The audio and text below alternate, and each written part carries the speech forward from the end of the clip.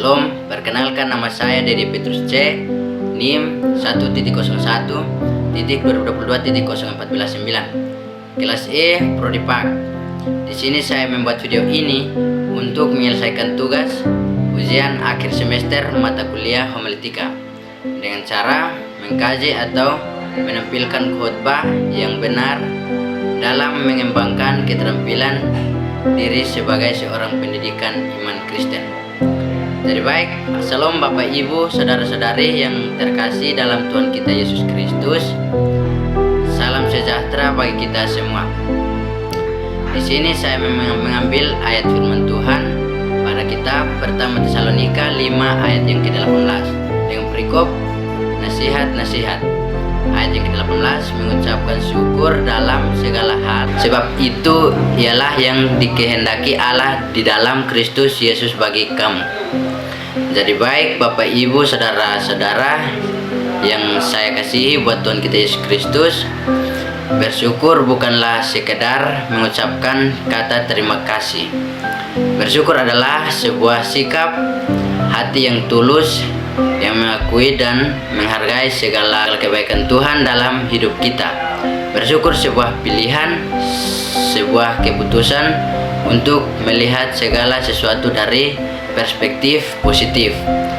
Bahkan di tengah kesulitan dan penderitaan, saudara-saudara bisa lihat di ayat Alkitab Rasul Paulus dalam Tesalonika 5 ayat yang ke-18. Ini bukan berarti kita harus bersyukur atas segala sesuatu yang terjadi, tetapi kita harus bersyukur dalam segala hal.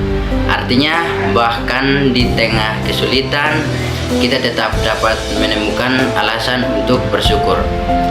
Beberapa hal yang dapat kita renungkan dari ayat ini. Yang pertama, bersyukur dalam segala hal.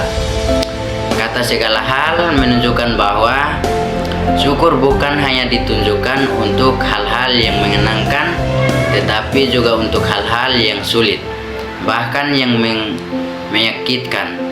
Sikap syukur ini bukan berarti kita harus bersukacita atas penderitaan, tetapi kita dapat menemukan alasan untuk bersyukur dalam penderitaan tersebut.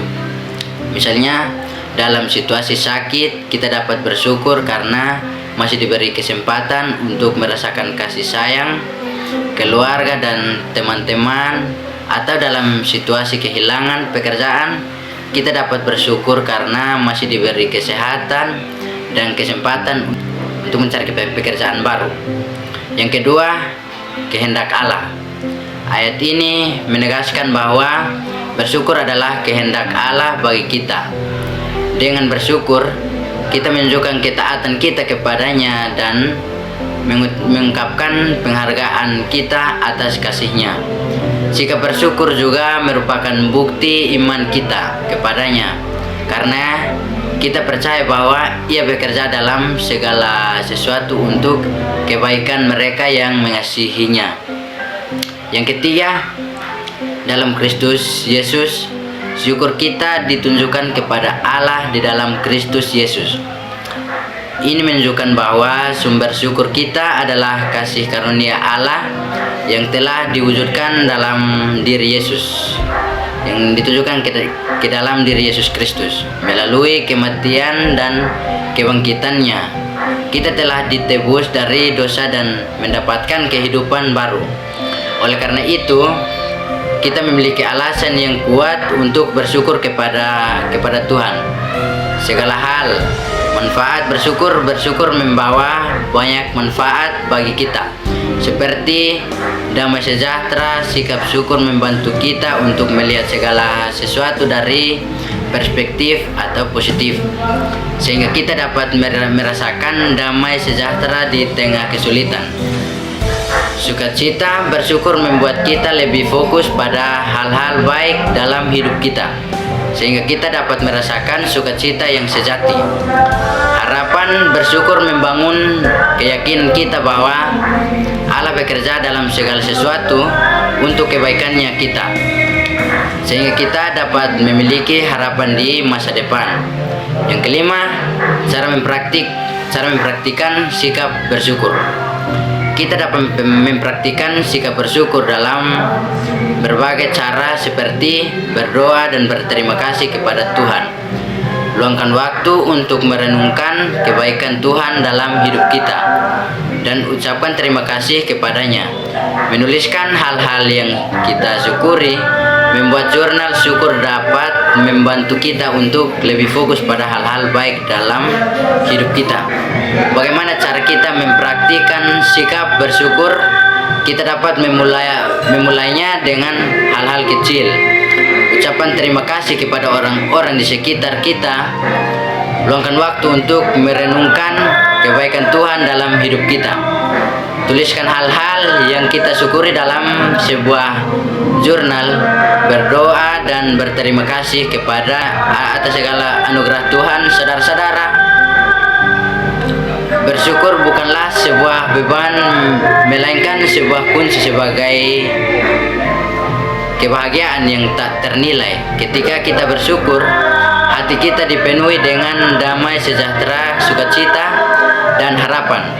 Ketika kita bersyukur, kita semakin dekat dengan Tuhan dalam merasakan kehidupan atau kehadirannya dalam hidup kita. Mari kita senantiasa bersyukur dalam segala hal. Marilah kita menjadi teladan bagi orang-orang di sekitar kita dalam menunjukkan sikap syukur yang tulus. Karena dengan bersyukur, kita akan menemukan kebahagiaan yang sejati yang hanya dapat diberikan oleh Tuhan. Amin.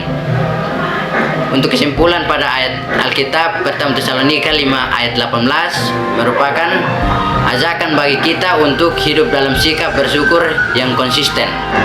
Bagi dalam suka maupun duka, dengan bersyukur kita menunjukkan ketaatan kita kepada Allah, mengungkapkan penghargaan kita atas kasih-Nya, dan merasakan damai, sejahtera, sukacita, dan harapan dalam kehidupan kita. Mari kita senantiasa bersyukur dalam segala hal, karena itulah yang dikehendaki Allah bagi kita.